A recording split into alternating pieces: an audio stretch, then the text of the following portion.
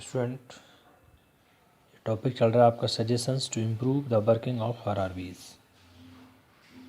यानी आरआरबीज की working condition को कैसे इम्प्रूव किया जाए उसके रिगार्डिंग कुछ सुझाव, कुछ सजेशंस। जैसे हमने इसमें इसकी 3 सजेशंस के बारे में लास्ट लेक्चर में बताया था।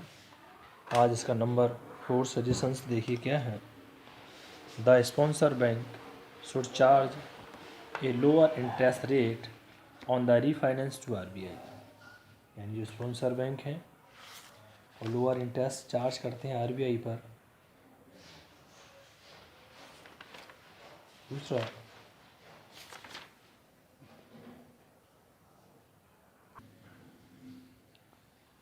And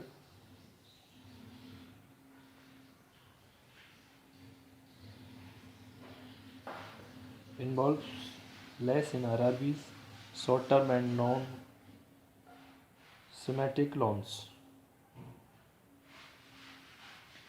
Next, the sponsor bank should invest the deposit of RRBs in long term government securities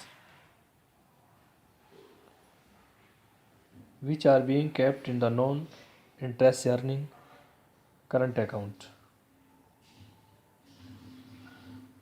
To increase the profit margin, the RRBs should extend credit facilities to non-target group subject to a ceiling of 25% of the total outstanding advances. The state government should help the RRBs in recovering dues by creating a proper climate for recovery and in taking action against willful defaulters. Next, the RRBs should have their own recovery system with adequate trained staff and organize recovery camps involving the government officials, local leaders and branch staff. यानी loan की recovery के लिए camp लगाए जाते हैं जिससे जो borrowers होते हैं कम इंटरेस्ट रेट पर, जैसे कहते हैं कि इस समय इंटरेस्ट फ्री है, कोई ब्याज नहीं है, उनको एग्रेसिव करने के लिए, उनको मोटिवेट करने के लिए। Next, the business of rural branches of commercial banks should be headed over to RRBs.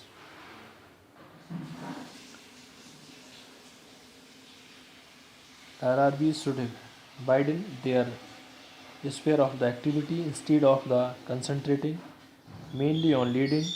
They should provide the rural consultancy services, phased credit programs, create better avenues for employment, and take over the work of farmers service societies. The RRBs should devise suitable strategies to develop banking habits and practices among the rural folk in embedding banking education and awareness.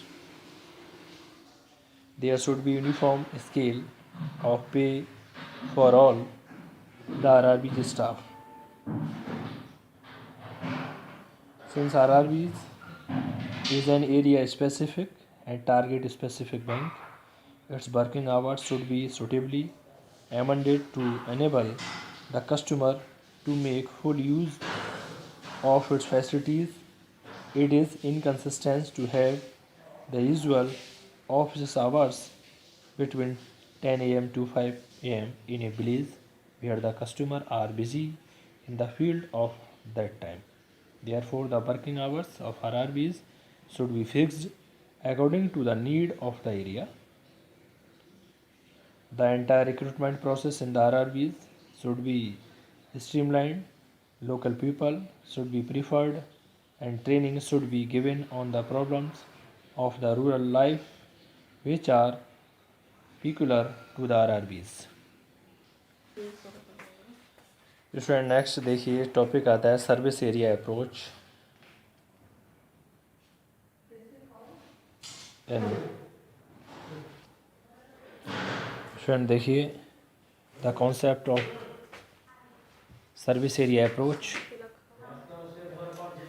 had been suggested by the National Credit Council study group in their report on the organizational framework for the implementation of social objectives submitted in 1969. The service area approach introduced in April 1989. इस service area approach को introduce किया गया अप्रैल में 1989 में और 1969 में इसे submitted किया गया. It was the committee under the chairmanship of P.D. Oja, deputy governor of the RBI. ये P.D. ओझा डिप्टी गवर्नर थे आरबीआई की उस समय. इसको कमेटी थी उस समय, इसको सेटअप किया गया. Which recommended the new approach according to which all the villages in each district were allocated to the nearest bank branches as their service area for providing adequate banking services. The service area approach introduced in April 1989, जो मैं पहले बता चुका हूँ, in order to bring about an orderly and planned development of rural semi-urban areas. It was extended to all Indian scheduled commercial bank, including regional rural banks, under the service area approach. All rural semi-urban branches of banks were allocated specific villages, generally in geographical contiguous area. Overall development and the credit needs of which were to be taken care by the respective branches. The scheme has been reviewed by the Reserve Bank and has been decided to dispense with the restrictive provision of the scheme while retaining the positive features of the service area approach and such credit planning and monitoring of the credit purveyance. According the following changes has been made in the scheme, which will be effective from the 8 December 2004. The allocation of the villages among the rural and semi-urban branches of banks shall not be applicable for lending except the under the government sponsored schemes. Student देखिए next topic आता है इसका advantage of service area approach. Optimum utilization of growth potential of the identified service area, contributing thus to increase the production and income levels. यानी कि production level को बढ़ाना और income को इंक्रीज करना. Minimisation of diffusion of efforts of banks over wide areas, making the lending activity of banking easily amenable to supervision and control. Introduction of micro level planning based on potential assessment and credit need of a small compact area as helping in the identification of area specific and resource specific activities for development within a cluster of villages. Ensuring proper coordination among financing banks, it means, and other development agencies by the involving the latter in planning, implementation and monitoring of credit programs. Next or last, encouraging people participation and involvement in credit planning and dispensation. Student देखिए next topic of guideline for implementing service area approach.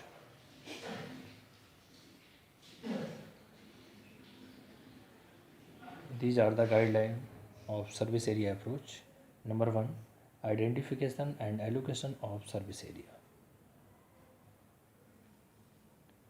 The essence of the approach is to assign the responsibility of meeting development credit needs of a cluster of villages to a designated branch of a commercial bank or RRB.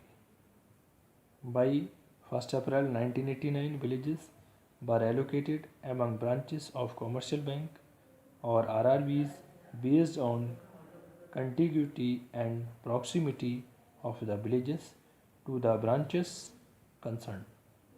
RBI recommended adoption of a cluster approach in selecting villages for service area.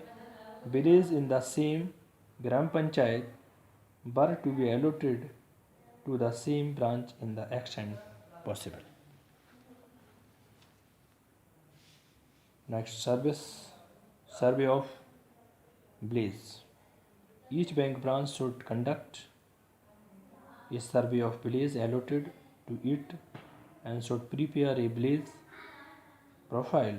The survey had to cover demographic features of villages, land and use and cropping patterns, existing economic activities, potential for their expansion, scope for new activities, existing skills and status of the infrastructure development, and coverage of rural families by credit institutions. These data were to be collected from various sources. Village profile forms were to be updated every year based on the survey, taking into account the developmental changes that had occurred in the service area. Bank officials should make periodic visit to the villages and should maintain continuous contact with the development agencies. Student आज इसके 2 point discuss किए, कल इसके 3 point discuss करेंगे। Thank you student.